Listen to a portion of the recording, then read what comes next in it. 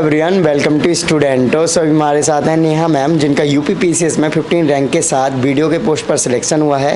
ये मैम का first attempt था, तो हम मैम की स्ट्रेटजी जानेंगे, बुक लिस्ट जानेंगे, कैसे उन्होंने प्रिपरेशन की, सारी बातें इस वीडियो में डिटेल में कवर करेंगे। सो अभी तक आपने चैनल को सब्सक्राइब नहीं किया तो चैनल को सब्सक्राइब कर लीजिए, इस वीडियो को लाइक करें एंड आपके जो भी क्वारीज होते हैं आप हमें इंस्टाग्राम में। मैम सबसे पहले तो ये बताइए कि आपका एजुकेशन बैकग्राउंड क्या है?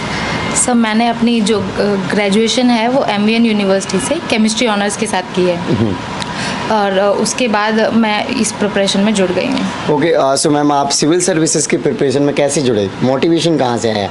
सब मोटिवेशन की बात करें तो मैं केमिस्ट्री ऑनर्स कर रही थी, जैसा कि मैंने अभी बताया। उसके बाद जो मेरे टीचर्स थे वो मुझे शुरू से एक पुश देते रहे हैं कि नेहा आप कर सकते हैं, और मेरे फ्रेंड्स जो हैं उन्होंने मुझे हमेशा सपोर्ट दिया कि नेहा तुम कर सकते हो। तो मुझे लगा कि शायद मैं इस फील्ड में जा सकती हूँ। तो फिर मेरा स्टडी टेबल है जहाँ मैंने बैठ के अपनी पूरी जर्नी की तैयारी करी है। ये मेरी किताबें हैं जो किसी भी स्टूडेंट के पास सभी जानते हैं होंगी, जैसे कि Laxmikanth for polity, Indian economy के लिए रमेश सिंह, एंड शून्य मैंने प्रेफर किया था अपने मेंस के लिए, एंड ये घटना चक्र हो गई एंड दृष्टि की बुक्स हो गई, ये मैंने अपने पीटी के लिए प्रेफर करी थी। ये कुछ आप देखेंगे तो ये मैंने अपने रिवीजन के लिए कुछ नोट्स बनाए हुए हैं, जैसे कि ये हिस्ट्री से नोट्स बनाए हैं मैंने। हिस्ट्री में किस किस तरह के टेक्स्ट हुआ करते थे, एंड ज्योग्राफी की बात करें तो मैंने विंड्स के बारे में लिखा हुआ है। तो ये मुझे हेल्प करती हैं कि मैं रिवाइज कर सकूं, जैसे कि सारे रिपोर्ट्स मैंने यहाँ लिख दिए हैं। तो मैं जब रोज मॉर्निंग में आती हूँ तो एक इनका क्विक रिवाइज कर लेती हूँ तो मुझे याद रहता है। ये मैंने सभी बिहार की तैयारी करी थी तो स्पेसिफिकली उसके लिए लिखे हुए हैं। सारे सस्टेनेबल डेवलपमेंट गोल मैंने लिखे हैं, एंड कुछ मैं पेंसिल से भी नोट आउट कर लेती हूँ जो मुझे कुछ छोटे टाइम के लिए याद करने होते हैं। देन मैं उनको इरेज करके नए फैक्ट्स डाल देती हूँ। दूसरी अगर ये बात करें तो यहाँ भी मैंने कुछ उसी तरह के नोट्स बनाए हुए हैं कि जो मुझे पूरी हिस्ट्री, मेरा ऑप्शनल था तो फैक्ट्स रिवाइज करने में मुझे हेल्प किया करते थे। ये हिस्ट्री के सभी मैंने Jain literature, Buddhist literature and ये सब मैंने उनका लिखा हुआ है। ओके, सो मैम जैसे कि आपने यूपी पीसीएस क्लियर किया है और आप हरियाणा से बिलोंग करते हैं, तो मैम यूपी पीसीएस आपने क्यों दिया? हरियाणा पीसीएस भी आप दे सकते थे। नहीं, मैं एक्चुअली यूपीएससी के लिए प्रिपेयर कर रही थी, बट फिर मैंने देखा कि मैं पीसीएस भी साथ में दूंगी तो थोड़ा बेटर रहेगा मेरे लिए, तो मैंने हरियाणा और यूपी दोनों दिया था। ओके। तो हरियाणा में मेरा नहीं हो पाया, बट फिर मैंने यूपी दिया तो यूपी में मेरा अच्छा रहा है। ओके, सो जैसे कि आपने अभी बताया कि आपका हरियाणा में नहीं हुआ, तो मैम कौन सा पेपर का लेवल आपको टफ लगा? वैसे कहा जाता है कि यूपी पीसीएस जो है वो सेम यूपीएससी का पैटर्न फॉलो करता है और काफ़ी टफ है, बट आपका टफ वाला निकल गया इस प्रकार से ये समझे तो। सर एक्चुअली हर एग्जाम का एक अलग पैटर्न। आगे वीडियो शुरू करने से पहले आपके लिए एक इंपॉर्टेंट इन्फॉर्मेशन अनअकैडमी लेकर आया है। अनअकैडमी अल्ट्रा कॉम्बैट, जो कि कल सुबह 11 बजे होने वाला है, जिसमें कि टोटल 50 क्वेश्चंस आएंगे जो कि आपको 60 मिनट्स में करने होंगे, और एक करंट अफेयर्स स्पेशल होने वाला है गाइस। और यहाँ पर आप जीत सकते हो 25 करोड़ तक की स्कॉलरशिप एंड रिवॉर्ड्स। साथ ही जो टॉप रैंकर होंगे, जैसे कि फर्स्ट रैंकर को मिलेगा मैकबुक प्रो, साथ ही जो सेकेंड रैंक पर होंगे उनको मिलेगा आईपैड, जो थर्ड रैंकर होंगे उनको मिलेगा मोबाइल, जो फोर्थ रैंकर होंगे उनको मिलेगी स्मार्ट वॉच, और जो फिफ्थ रैंकर होंगे उनको मिलेंगे हेडफोन। साथ ही जो 1000 लकी पार्टिसिपेंट होंगे उनको मिलेंगे अमेजॉन गिफ्ट्स वाउचर। साथ ही मैंने आपको बताया कि यहाँ पर आप स्कॉलरशिप भी जीत सकते हो जो कि 25 करोड़ तक की होगी। सो लिंक वीडियो के डिस्क्रिप्शन में है। कल सुबह 11 बजे होने वाला है, जिसमें कि टोटल 50 क्वेश्चन आएंगे जो कि आपको 60 मिनट्स में करने होंगे। हिंदी एंड इंग्लिश दोनों में अवेलेबल है, और फ्री में इनरोल होने के लिए आप मेरा कोड स्टूडेंटो जरूर यूज़ करें। बहुत सारे टॉपर भी कहीं ना कहीं कॉम्बैट में रेगुलर यूज़र थे। लिंक वीडियो के डिस्क्रिप्शन में है। मेरा नाम आकांक्षा गुप्ता है। मैंने 17 अप्रैल को अनअकैडमी का कॉम्बैट दिया था, जिसमें मुझे ये सैमसंग का टैबलेट रिसीव हुआ है। अनअकैडमी कॉम्बैट ने मुझे एकदम एग्जाम लेवल की फीलिंग दिखाई टेस्ट सीरीज में, और मुझे ऑल इंडिया लेवल पे अपनी रैंकिंग भी पता चली। साथ ही साथ मुझे मेरी बहुत ज़्यादा सिली मिस्टेक्स भी पता चली हैं। तो मैं आप सबको बोलना चाहूँगी कि प्लीज़ आप अनअकैडमी को कॉम्बैट को ज़रूर टेस्ट अटेंड करें। होता है, जो मैं यूपीएससी की तैयारी कर रही थी तो मुझे सेम लेवल का पेपर जो है वो यूपी लगा था, एंड हरियाणा का जो पैटर्न है वो थोड़ा सा डिफरेंट है, तो शायद मैं उस पैटर्न को समझ नहीं पाई थी।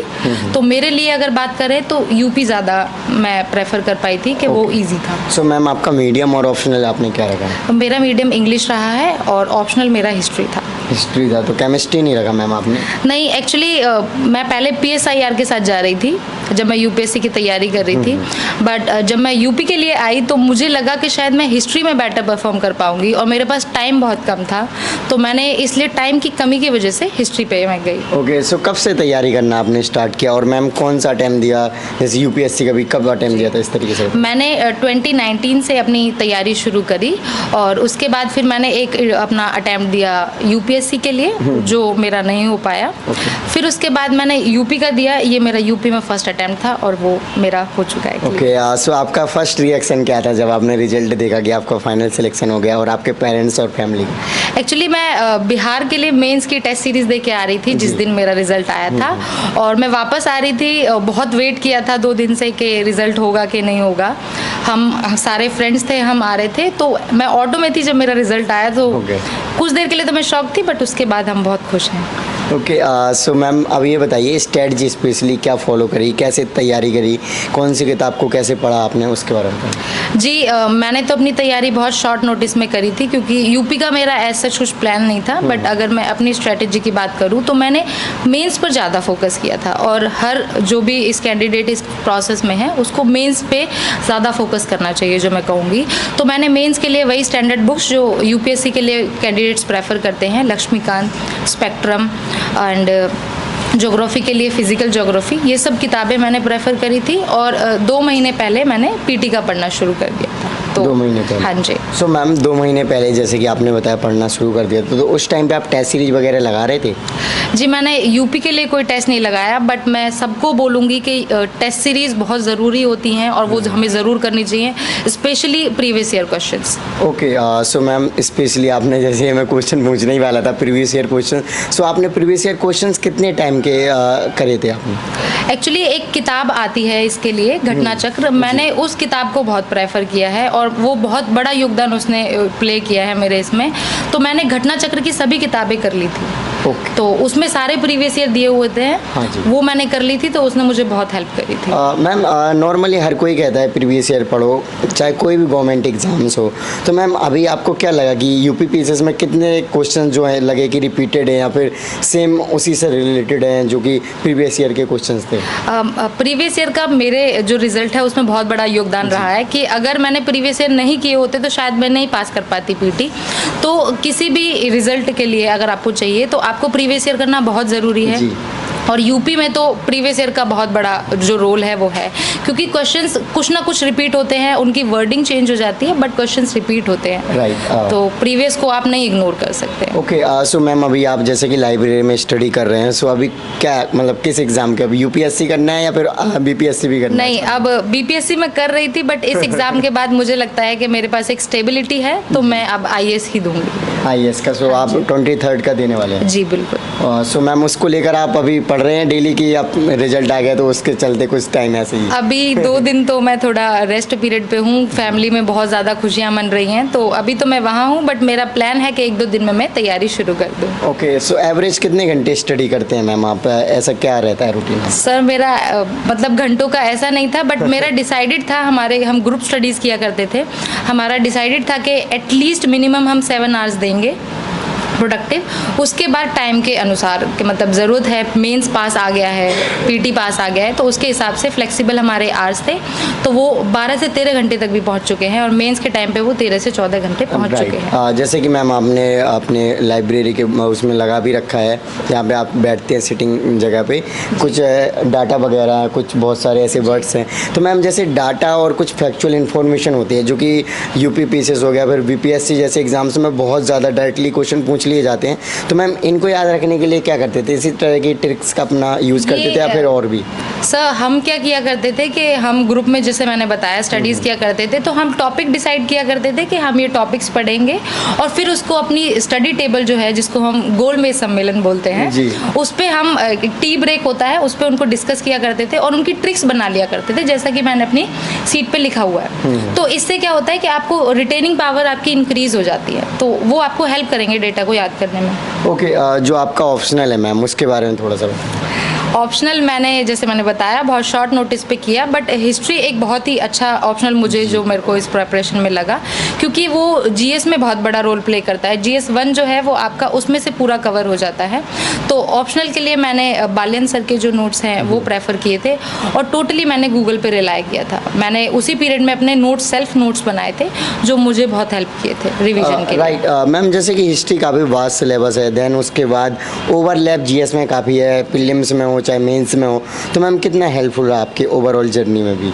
हिस्ट्री ऑप्शनल जी, हिस्ट्री ऑप्शनल मैं वही बोलूँगी कि हिस्ट्री ऑप्शनल लगता है वास्ट है, बट बहुत ही इंटरेस्टिंग है वो सब्जेक्ट। उसको आप पढ़ेंगे तो आपका इंटरेस्ट डेवलप होता है, एंड आपको पता होना चाहिए कि हमारी हिस्ट्री में क्या हुआ है, तभी आप उसको लिंक कर पाते हैं। राइट। तो वो आपके GS1 में बहुत बड़ा रोल प्ले किया था, और मुझे GS1 के लिए ज़्यादा एफर्ट्स नहीं करने पड़े थे। Okay, so ma'am preparation journey में स्ट्रॉन्गेस्ट पॉइंट आपके कुछ रहे हैं? मेरे दोस्त और मेरी फैमिली, मैं ये बोलूँगी कि मेरे दोस्तों ने मुझे हमेशा पुश किया कि आप कर सकते हैं, और इस प्रोसेस में वो हमेशा बने रहे। और दूसरा मेरी फैमिली जो हमेशा मुझे बोलती थी कि हाँ आप में वो कैलिबर है और हम साथ हैं। ओके, और एक और चीज़ मैम, जैसे कि हिस्ट्री है, हिस्ट्री में 3 पार्ट नॉर्मली माने जाते हैं, तो इसमें आपका सबसे अच्छा पार्ट कौन सा था, या फिर किसको आप इंटरेस्टिंग वे में पढ़ते थे? मुझे जो लगता है वो मॉडर्न हिस्ट्री है। ओके।